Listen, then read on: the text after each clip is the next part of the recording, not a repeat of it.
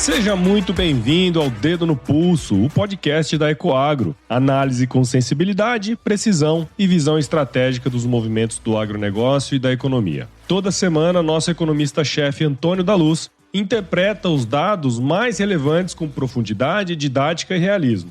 Um conteúdo direto da fonte, com tudo o que você precisa saber sobre macroeconomia, mercado agropecuário e o cenário político-econômico. Porque, para antecipar tendências, é preciso ter o dedo no pulso do mercado. Ecoagro, o elo entre o agronegócio e o mercado de capitais.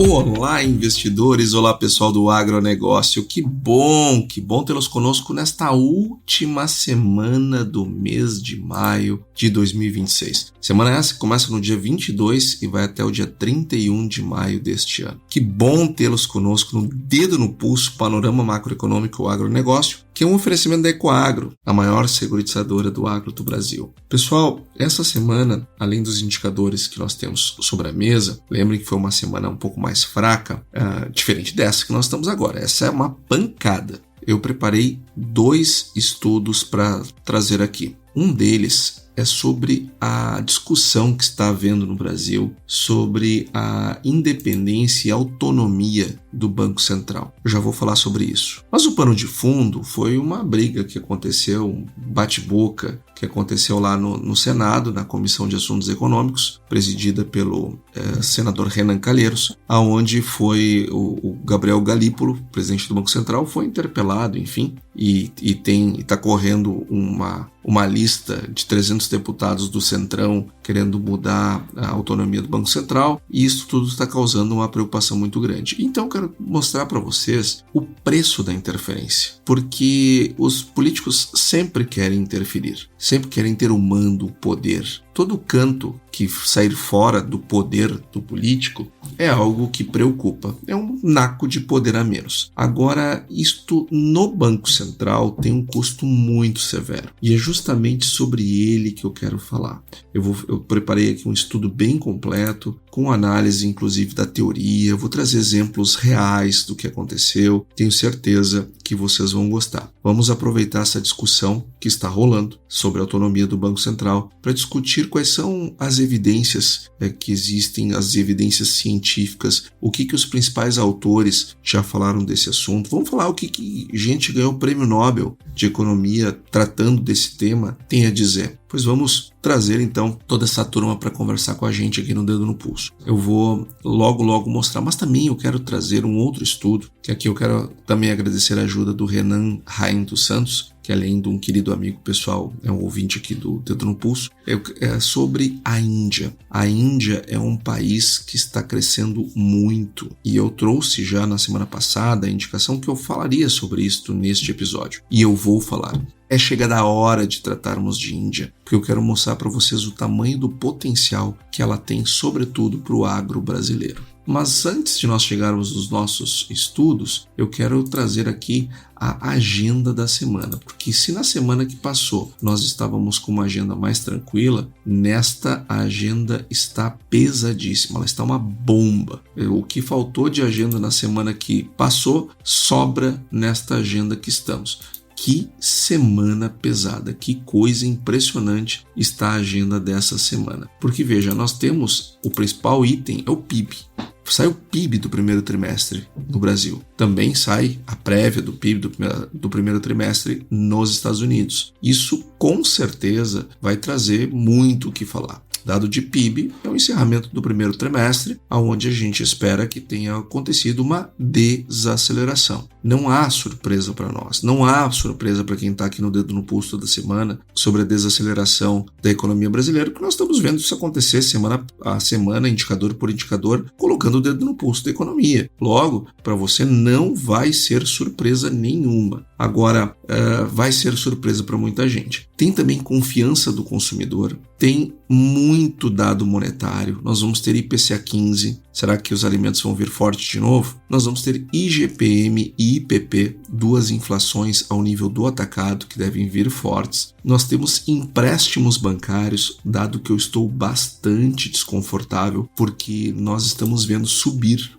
os empréstimos bancários, sobretudo no extrato da população que ganha até 2 salários mínimos. E o crescimento em 12 meses já acumula 21%. E sabe o que está acontecendo? As pessoas estão tomando empréstimo para pagar empréstimo. O Brasil vive um problema de crédito muito grave que as pessoas ainda não se deram conta. Eu já tratei aqui no Dedo no Pulso algumas semanas atrás. Mostrei para vocês o dado do Serasa que mostrava que metade da população adulta, metade, estava com o seu nome em cadastros negativos. Metade da população está inadimplente. Gente, isso é muita coisa. Metade da população adulta, né? Claro. São 88 milhões de brasileiros. Nunca antes na história desse país nós vimos algo tão grave. Uma inadimplência tão elevada, tanto ao nível do produtor rural, quanto das empresas do meio urbano, assim como das pessoas físicas. Um assunto gravíssimo. E vai sair empréstimos bancários e a gente vai ver a continuidade do espiral negativo do crédito, que é quando as pessoas se endividam para pagar dívidas. Isto vai gerando uma bola de neve, que vai ficando cada vez mais complicado de dar volta. Estamos vendo isso de maneira generalizada na economia. É no agro, é na indústria, é nos serviços, são nas pessoas físicas. Eu acho uma graça quando eu vejo o pessoal falar da inadimplência do agro, aí tem dado ruim de banco. Ah, não, isso é o agro. Ah, é o agro. Ah, pobre do agro. Quem sabe abre o relatório do banco e vê o que está acontecendo na inadimplência e nos PCLDs por setor para ver se o problema realmente é somente o agro. Não, nós não temos um problema no agro. Nós temos um problema na nossa economia, que está absolutamente adoecida, com um nível de endividamento horrível e crescente, e que agora nos empréstimos bancários deve continuar crescendo. Aonde nós temos, para cada brasileiro adimplente, nós temos um brasileiro inadimplente, adulto, né? Metade da população adulta brasileira está cadastrada nos cadastros negativos de crédito. Isso é horrível. Além do mais, nós vamos ter taxa de desemprego no Brasil, que naturalmente deve voltar a ter uma queda por razões sazonais. Nós temos potencialmente os dados fiscais, quais sejam o superávit orçamentário, balanço orçamentário, dívida PIB, dados esses que a gente espera que venham bem ruins, ainda mais que estamos em ano eleitoral. E nós vamos ter também o dado de transações, de trade do Brasil com o mundo do ponto de vista monetário, que são as transações correntes e o IED, o investimento estrangeiro direto. Nós já falamos aqui num episódio, fizemos um estudo e mostramos como que essas valências se equilibram. As transações correntes de um lado, negativas, o IED, investimento estrangeiro direto, de outro, positivo. E elas têm um equilíbrio entre elas que tem um impacto na taxa de câmbio. Lá nos Estados Unidos, nós vamos ter, além da prévia do PIB, nós vamos ter o PCE e o núcleo, dados super importantes para a tomada de decisão do Fed. Fed esse que, por sinal, teve a sua ata da última reunião divulgada na semana passada e mostrou uma divergência de votos que não se via desde 1992. Vejam só que incrível. Desde 1992, nós não tínhamos um número tão grande de votos dissonantes. Claro que nós tivemos o Stephen Miran, né? Que é aquele cara que o Trump botou recentemente para votar sempre para baixar juro, independente de qualquer coisa, para fazer uma interferência no Banco Central americano, no Fed, na Autoridade Monetária Americana, o que é algo horroroso. Ele parece assim que está vivendo o mundo da lua, né? Votando para baixar juro. É uma maluquice total. Agora vai ter o PCE, que deve vir bem ruim, assim como o núcleo. Vai ter a confiança do consumidor, vai ter balança comercial por lá, além do acompanhamento dos pedidos iniciais e contínuos do seguro-desemprego. Então, pessoal, eu quero começar agora falando do nosso principal estudo e o principal tema do nosso Dedo no Pulso dessa semana. Eu quero falar sobre o preço da interferência. Eu quero trazer aqui o que aconteceu entre essa briga, entre aspas, entre Gabriel Galípolo e Renan Calheiros e o que ela revela sobre o custo real de não mexer no Banco Central. Agora, primeiro vamos lembrar então que foi na semana passada, o Gabriel Galípolo, ele foi ao Senado para dar explicações sobre o caso do Banco Master. Não tinha nada que ver com o assunto de interferência ou não. O assunto era o Banco Master. Mas o que era para ser uma audiência técnica, ela virou, em alguns momentos, um bate-boca com o senador Renan Calheiros, que, convenhamos aqui para nós, é uma figura política absolutamente acostumada a entrar nos meandros do poder e colocar ali ocupar algum espaço, né? Colocar ali algum pedaço do seu mando. E, portanto, tudo que se fala de autonomia para ele não convém. Agora, mas o que mais chamou a atenção, ela não foi a discussão em si, mas teve uma frase que o Galípolo ele falou, que ele disse isso num momento de muita pressão, que eu acho que merece muito ficar registrado aqui no Dedo no Pulso. Abre aspas. Tenho perseguido muito não deixar o Banco Central se transformar em qualquer tipo de palanque para a política. Fecha aspas. Simples, direta, objetiva. Eu concordo integralmente com essa frase. E reconheço que o Gabriel Galípolo, de fato, tem tentado não transformar o Banco Central num palanque para a política. Mas falar isso na frente do Renan Calheiros e de outros senadores que compõem a CAI, acostumados com os meandros do poder e que não estão tão preocupados com os resultados para o país do que estão para a sua zona de atuação de poder, com certeza isso causou um enorme mal-estar. E porque enquanto o Galípolo falava isso, já estava circulando na Câmara um projeto de lei que foi articulado pelo Centrão, com mais de 300 deputados assinando, que permite ao Congresso exonerar o presidente e os diretores do Banco Central quando a condução da instituição ela for considerada por eles, e olha essa redação, tá? Abre aspas, incompatível com os interesses nacionais, fecha aspas. Não tem um critério definido, é incompatível com os interesses nacionais. Isso é mais ou menos como você reclamar que um ministro do Supremo tem uma esposa que fez um contrato de 129 milhões com um banqueiro corrupto, com um bandido, e que pode ser apenas um contrato de fachada e ela está sendo laranja e o contratado de verdade é ele, e isto ser considerado um ataque à democracia, um ataque às instituições. Não, peraí, eu não estou falando não estou atacando a democracia em nenhuma instituição, eu estou atacando a pessoa. É eu dizer que um ministro do Supremo tem um resort numa relação esquisitíssima, ele pegar um determinado assunto do Banco Master e botar sigilo supremo, absoluto, não sei o quê, e eu achar que isso pode ser para se autoguardar. E esta frase ser entendida como um ataque à democracia, um ataque às instituições, ao Supremo. Não estou atacando o Supremo nem as instituições, eu estou atacando a pessoa que está debaixo daquela toga e não a instituição. A instituição deve ser preservada. Algo muito parecido acontece aqui. Incompatível com os interesses nacionais. O que é o interesse nacional? Ter o juro baixo sempre? É isto o interesse nacional? É o Banco Central fazer o que o político do turno assim deseja para atender seus interesses de curto prazo? É isto que é interesse nacional? Aí eu preciso fazer uma pergunta, outra, dentre tantas que já fiz, para quem está nos ouvindo hoje. Você sabe quanto isso custa? E não é uma pergunta retórica, não. É uma pergunta honesta, é uma pergunta objetiva. Como conta esse valor? Quanto custa no seu extrato bancário? Eu estou perguntando. Quanto é que isso vai custar? Quanto que isso custa do ponto de vista de levar a sua renda, o seu poder de compra? Quanto que custa isso no custo de uma lavoura ou no resultado de uma lavoura? Quanto que isso custa no crédito que as pessoas tomam, que as empresas tomam também, quando um governo coloca a mão na política monetária? Quanto isso custa? E é isso que eu quero dissecar hoje, número por número, de maneira técnica.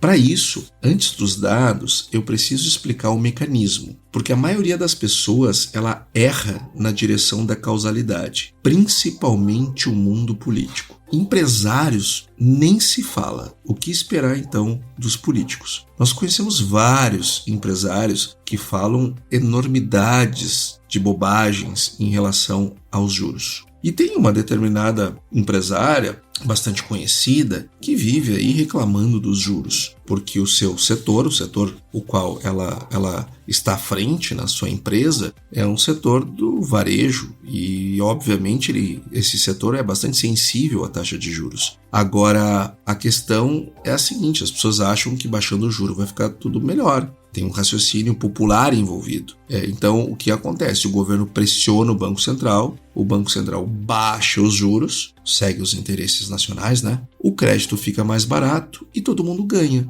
Simples assim. Este é o raciocínio popular. É isso que as pessoas em média pensam. O problema é que esse raciocínio ignora uma coisa, dentre tantas, chamada expectativa. Porque o mercado financeiro, os bancos, os exportadores, os produtores rurais, os empresários do campo e da cidade, que precisam travar seu câmbio, por exemplo, todos eles não reagem só ao que o Banco Central está decidindo hoje. Eles têm um olhar muito mais longo, eles vão reagir pensando no que eles acham que vai ser decidido nos próximos meses, nos próximos anos. E eles fazem isso algumas vezes tecnicamente, com assessoria, mas sempre intuitivamente. Porque qual é o racional da pessoa? Tá, e se eu fechar esse câmbio hoje, será que amanhã ele não vai estar maior? Se eu fechar essa taxa de juro hoje, será que amanhã não vai estar maior? Essa reflexão ela é absolutamente genuína no processo decisório dos empresários. Então, quando um presidente da República começa a atacar publicamente o Banco Central, quando um projeto circula para permitir a demissão do seu presidente ou seus diretores, o mercado entende o sinal antes de qualquer reunião do cupom acontecer.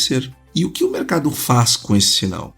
Primeira coisa, ele eleva as expectativas de inflação. Porque se o Banco Central vai ser pressionado a tolerar mais inflação, não botando os juros onde tem que pôr, os agentes já precificam isso hoje. Eles não deixam para amanhã, eles precificam hoje. Tem dúvida disso? É só olhar o que está acontecendo com o Boletim Focus, toda essa semana. E aí então o que acontece? O juro longo sobe. Isso não é definido pelo Banco Central, isso que é mercado. O juro longo começa a subir. E o juro longo oscila todo santo dia, enquanto o mercado está aberto. O custo do crédito, pelo aumento do juro longo, sobe. O crédito de longo prazo sobe. Mesmo que a Selic de curto prazo tenha ficado parada, a taxa de juro de longo prazo sobe. E mesmo que a Selic caia numa circunstância dessa, o juro longo sobe. Segundo ponto que nós podemos esperar quando há algum tipo de intervenção, uma depreciação do câmbio. Então a primeira delas, elevação de expectativa. Depois, elevação dos juros longos. Na sequência, depreciação do câmbio. Porque daí o capital começa a sair, o capital começa a ir embora.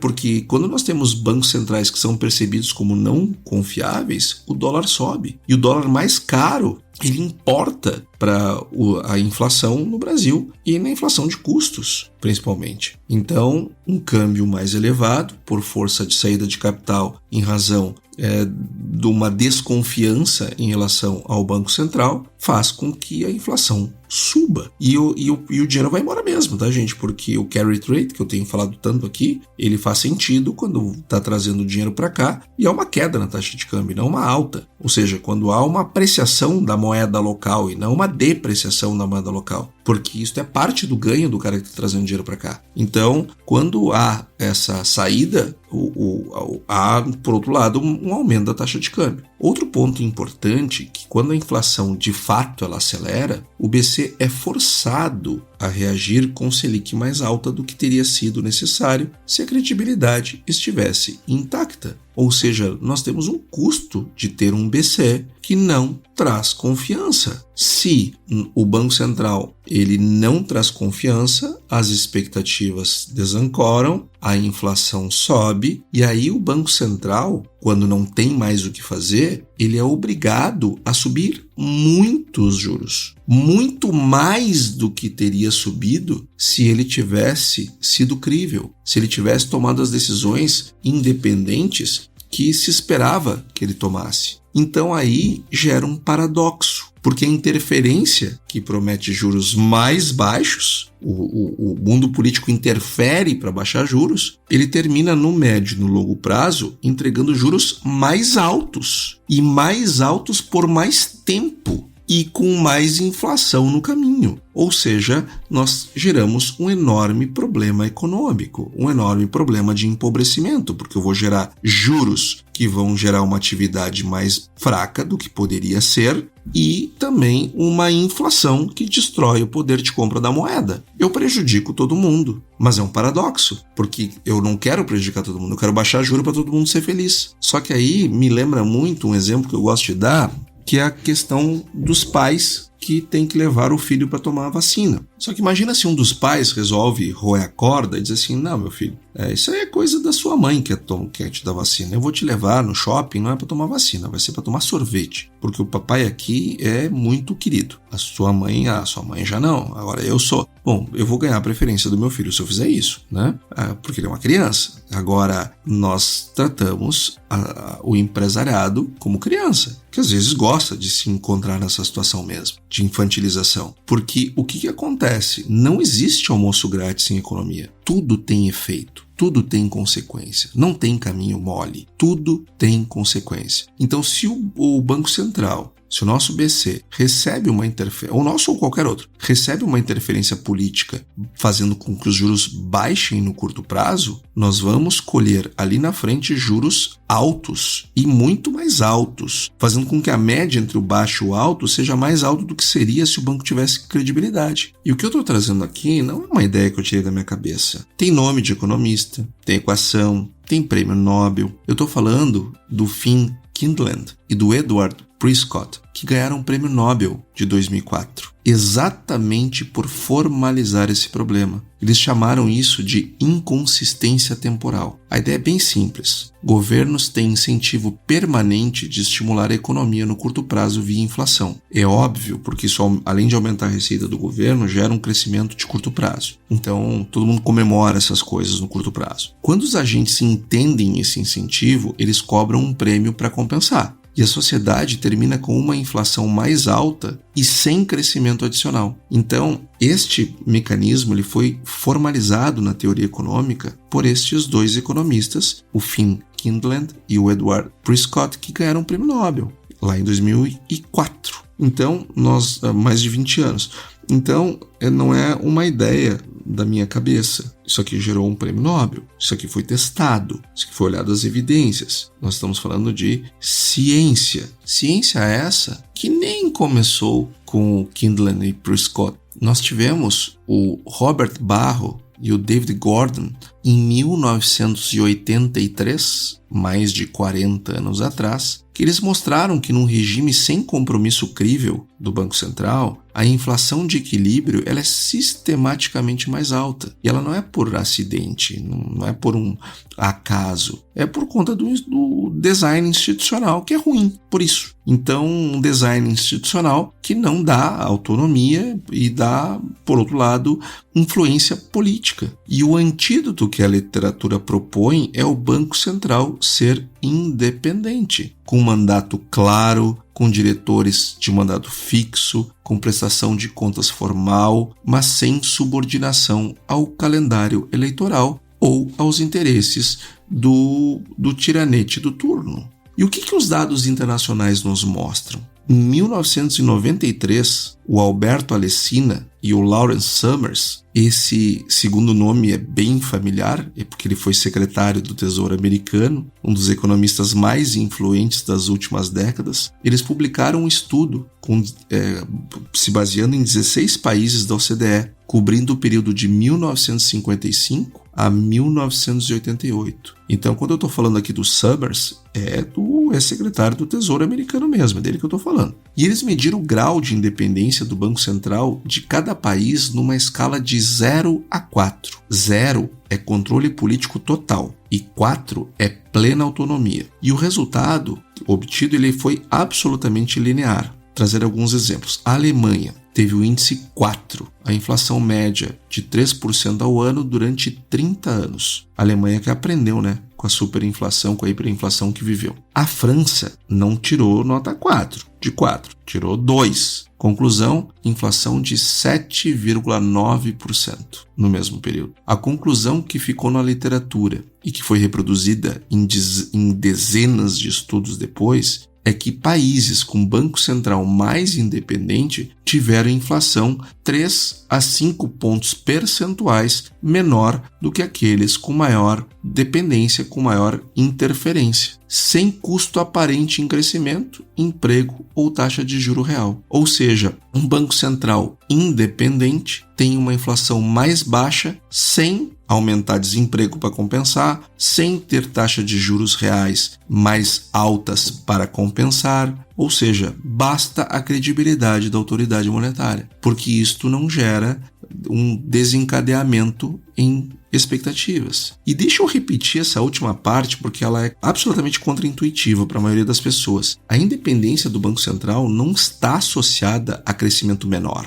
Isso é uma grande mentira. As pessoas acham que um Banco Central independente vai fazer com que o Banco Central tenha juro mais alto para dar dinheiro para banqueiro. Gente, isso é bobagem, isso não é verdade. Pelo contrário, um Banco Central independente ele tem uma taxa de juros menor e não maior. E não há crescimento econômico maior em países onde o tiranete do turno interfere nas decisões do colegiado que decide os juros. Não há essa evidência. Não tem trade-off econômico real. Só tem trade-off político para quem prefere usar o Banco Central como instrumento de curto prazo. E em 2021, a economista Carola Binder publicou um estudo diferente. Ela não olhou para a lei, ela olhou para o dia a dia. Ela construiu uma base de dados trimestral com 118 bancos centrais entre 2010 e 2018, rastreando episódios de pressão política que foram documentadas. E os números, eles são absolutamente desconcertantes. Em média, 10% dos 118 bancos centrais sofriam pressão política em um dado ano. Ao longo de toda a amostra,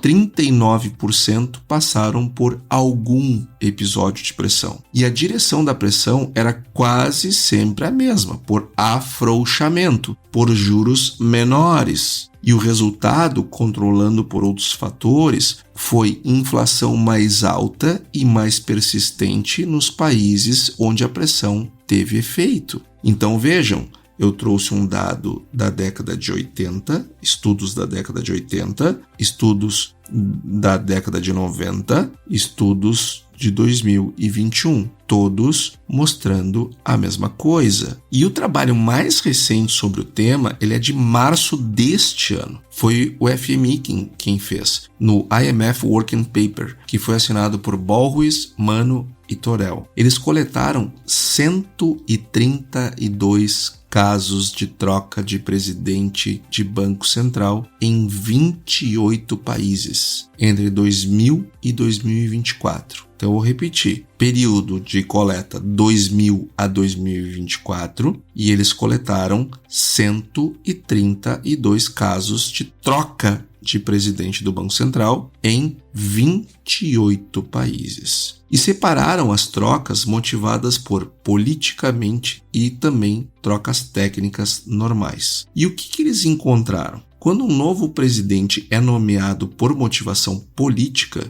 os juros reais caem. O crescimento acelera no curto prazo, aí o político fica feliz. Só que a inflação sobe progressivamente nos trimestres seguintes, quando o novo presidente é o que eles chamam de não ortodoxo, alguém que defende coordenação entre política monetária e fiscal, que questiona o regime de metas, as expectativas de inflação de longo prazo começam a subir mais de um ponto percentual acima do grupo de controle e não voltam. Ou seja, o custo se acumula e parte dele fica permanente. Ou seja, eles, quando se coloca um presidente não ortodoxo para cumprir uma função mais política do que técnica, o que sobra no fim do dia é inflação.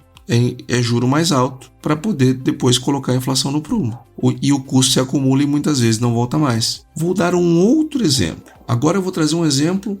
Eu falei de teoria econômica. Eu trouxe autores aqui. Agora eu quero trazer o laboratório turco. Eu sei que alguém está pensando, mas você está falando de teoria e de estudos com muitos países e tal. Então eu vou trazer aqui caso concreto, onde isso aconteceu ao vivo, todos nós vimos, aconteceu há bem pouco tempo. E ele foi super didático. Ele foi tão didático que o case dele parece um livro-texto. Foi a Turquia entre 2019 e 2022, agora, quando o Erdogan, presidente da Turquia, demitiu 3 presidentes do Banco Central em 2 anos. E o último, ele foi bastante emblemático porque ele foi demitido numa sexta-feira à noite, por decreto, depois de ele ter subido os juros em 2 pontos base para conter a inflação. A inflação estava completamente descontrolada. Ele subiu 2 pontos percentuais e o Erdogan simplesmente demitiu ele por decreto. E este ex-presidente, ele tinha restaurado a credibilidade do Banco Central em 5 meses de mandato. A lira turca tinha apreciado 15%. Os mercados, pela primeira vez em anos, acreditavam que a Turquia ia conseguir estabilizar a inflação. Na segunda-feira seguinte à demissão,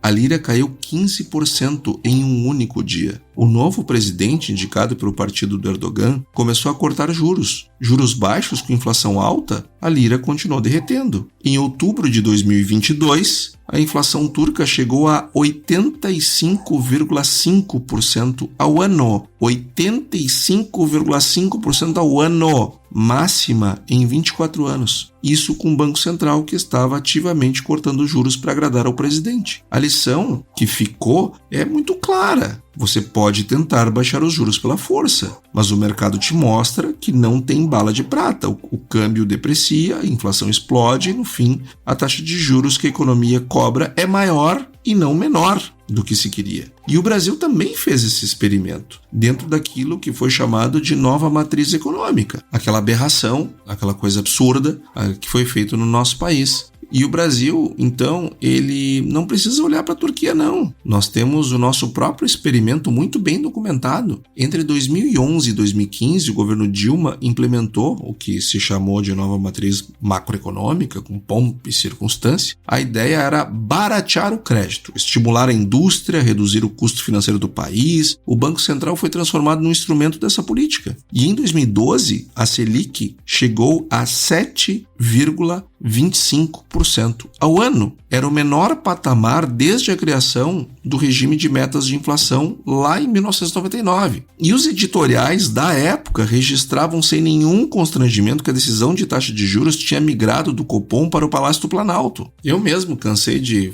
mencionar uma figura para fins metafóricos, que eu dizia que tinha um telefone vermelho, assim como o Batman tinha, e o prefeito de Gotham City tinha um telefone vermelho para chamar o Batman. Havia o telefone vermelho no Banco Central do Alexandre Tombini, para falar direto com a Dilma, e o que ela mandava ele fazer, ele fazia. Foi um período lamentável da nossa história econômica, um momento de pobreza na nossa política monetária. Agora, o que nós vimos, né? No curto prazo, ele funcionou como prometido, porque sempre funciona no curto prazo. O crédito ficou barato, o consumo ficou aquecido e o PIB de 2013 cresceu muito, muito mesmo. Inclusive, a presidente Dilma falava do PIBão, né? E depois veio a conta. As expectativas de inflação começaram a se desancorar, o câmbio foi perdendo força, os juros longos começaram a subir, não via Selic, os juros longos de mercado. E o câmbio foi perdendo força, tanto foi que ele chegou ali, quando estourou a crise, estava 2,30 e ele foi para R$4 rapidamente. Então, mesmo com a Selic baixa, os juros longos subiram, porque o mercado não acreditava mais que o Banco Central estava comprometido com a meta. E em 2015, para tentar recuperar a credibilidade perdida, o Banco Central teve que subir a Selic para 14,25%. E mesmo assim, a inflação fechou o ano em 10,67%. 2 dígitos de inflação, mais de 6 pontos acima do teto da meta. E com uma inflação de 14,25%, que tinha sido, até então, a maior taxa do século. Agora nós superamos. Agora, o que eu quero mostrar aqui? Nós tivemos o pior dos dois mundos, inflação e juro alto, sem crise internacional, sem coisa nenhuma. Então deixa eu colocar isso numa perspectiva numérica. Em 2012, a Selic estava 7,25%. todo mundo feliz da vida, os empresários achando o máximo o juro baixo. Em 2015, 3 anos depois, estava 14,25, 7 pontos percentuais de diferença, ou seja, ele quase dobrou. Sobre uma dívida pública que já superava 3 trilhões de reais naquele período, cada ponto de Selic a mais representa dezenas de bilhões de reais em custo financeiro adicional por ano. Isso vai para o Tesouro, e o Tesouro paga como quê? Com receita tributária, ou seja, com o seu imposto. E a inflação de 10,7% em 2015, quem paga o custo dessa inflação? Quem não tem hedge, logicamente, mas quem recebe salário fixo em reais e não tem ativos indexados. Essa parte da população só se machuca porque está vendo a sua moeda perder poder de compra. Isto é muito grave, isso é muito ruim. Isso empobrece a população de uma maneira geral. Então,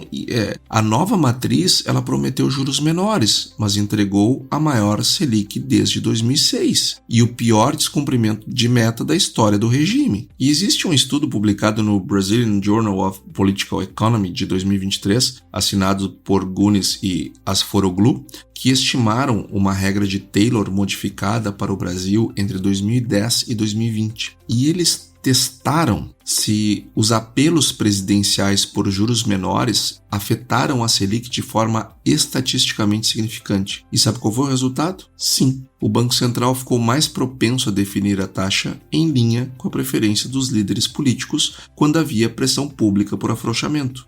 E o coeficiente é negativo e significativo. É evidência econométrica direta do que intuitivamente já se sabia.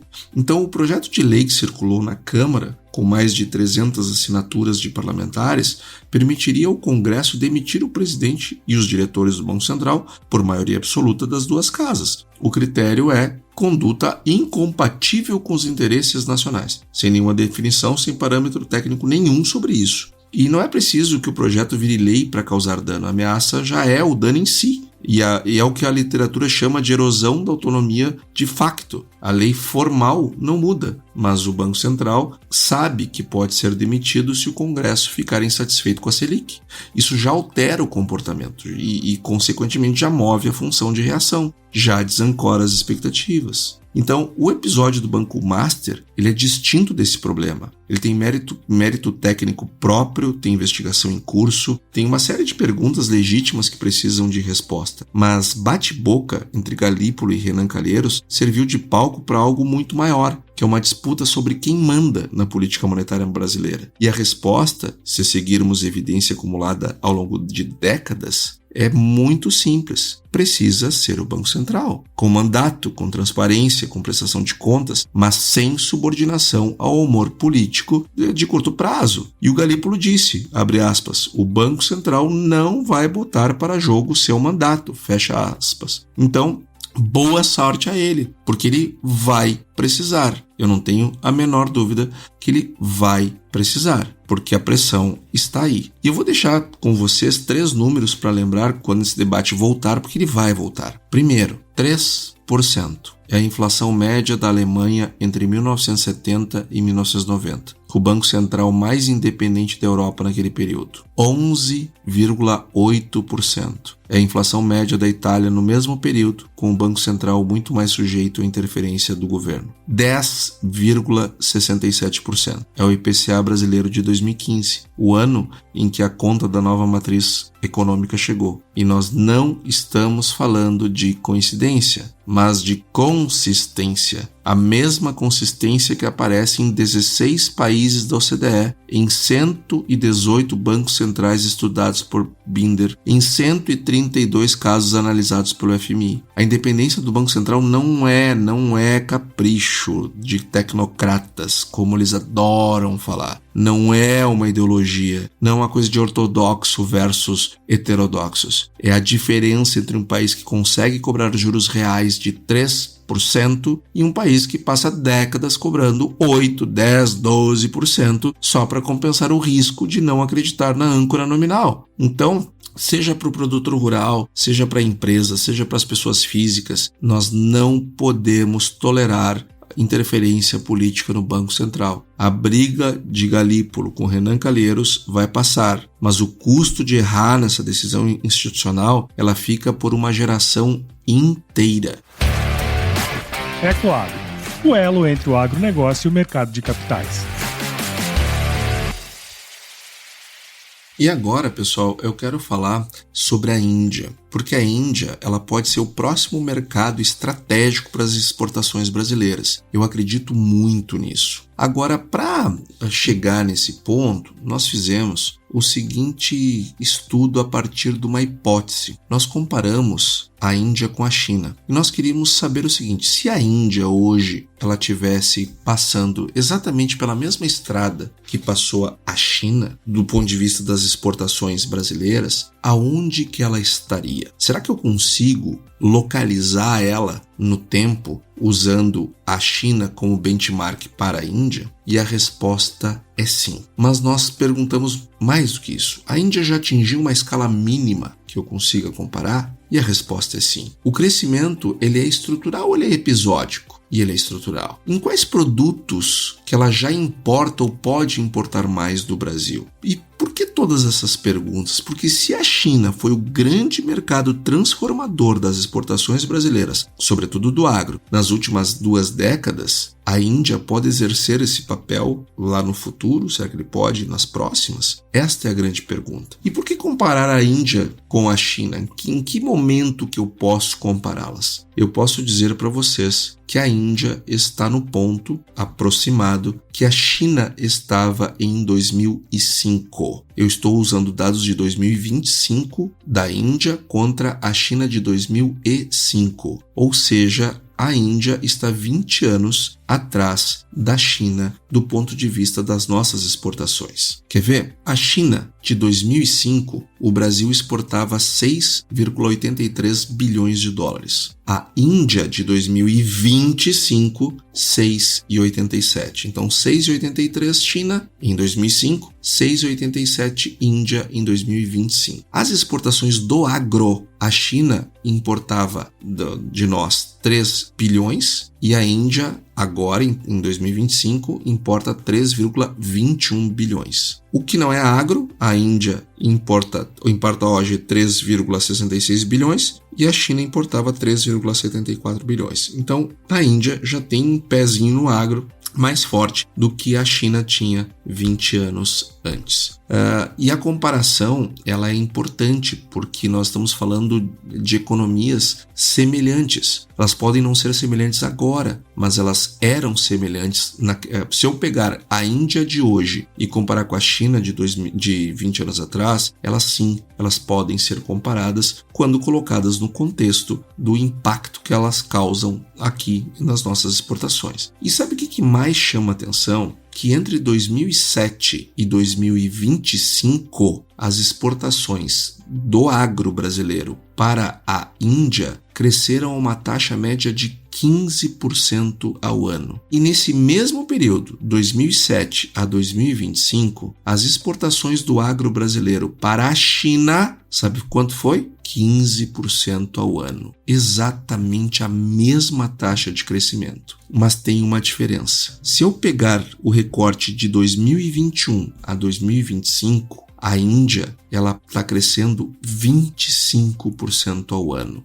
Gente, entre 2021 e 2025, a Índia cresceu 25% ao ano as importações do agro brasileiro, enquanto as importações da China cresceram 8% ao ano, de 2021 a 2025. Então vamos lá, não se perca nas contas, presta atenção comigo. Entre 2007 a 2025, tanto China quanto Índia cresceram 15% ao ano. Mas se eu pegar só 5 anos, de 2021 a 2025, a taxa de crescimento de 21, de 22, de 23, 24 e 25. 5 anos de taxa de crescimento. A Índia cresce 25% e a China 8%. Ou seja, a China está desacelerando e a Índia está acelerando. E muito. Então, nós temos outro ponto importante que é o número de NCMs ativos. Porque a China de 2005, ela importava 1.719 produtos, NCMs, para ser mais preciso. Já a Índia, 1957, ou seja,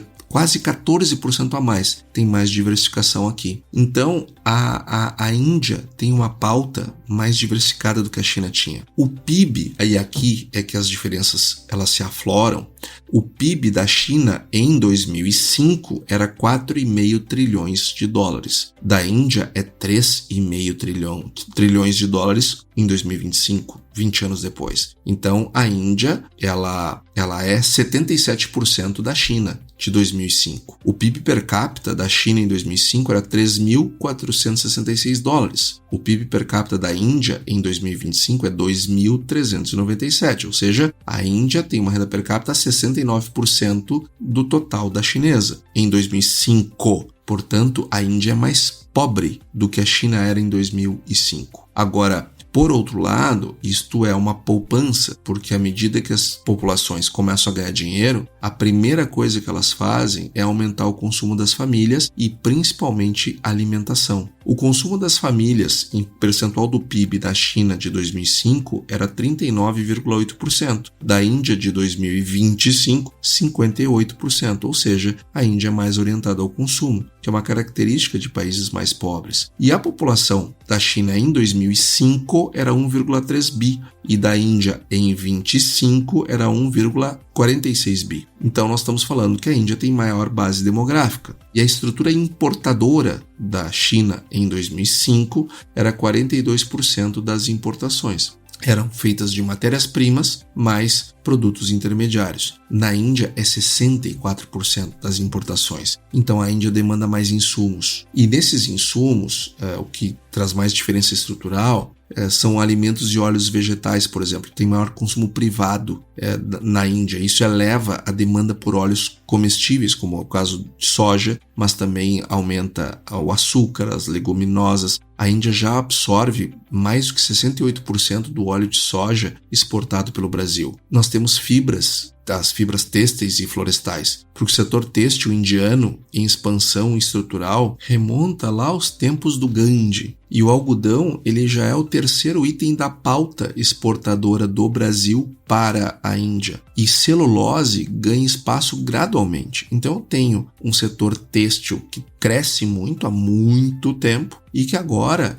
experimenta o algodão brasileiro. Eu tenho também energia, porque a Índia responde por um pouco mais de 1/3 do crescimento global de demanda de petróleo entre 2023 e 2030, pelas estimativas do IEA. E o petróleo bruto já é o maior item de pauta, dá quase 2 bilhões de dólares em 2025. Também temos minerais e insumos, que é a base importadora da Índia, 64% em matérias-primas e bens intermediários. Então, minério de ferro, cobre, sucatas metálicas ganham uma enorme atração. Então, em resumo sobre Índia, nós temos que entender o seguinte: a Índia de hoje ainda não é exatamente a China de 2005 em todos os sentidos, mas ela já alcançou escala. Ela já tem densidade de demanda e tem diversificação suficientes para ser tratada como um dos mercados mais estratégicos para o crescimento futuro das exportações brasileiras, sobretudo do agro. A Índia, ela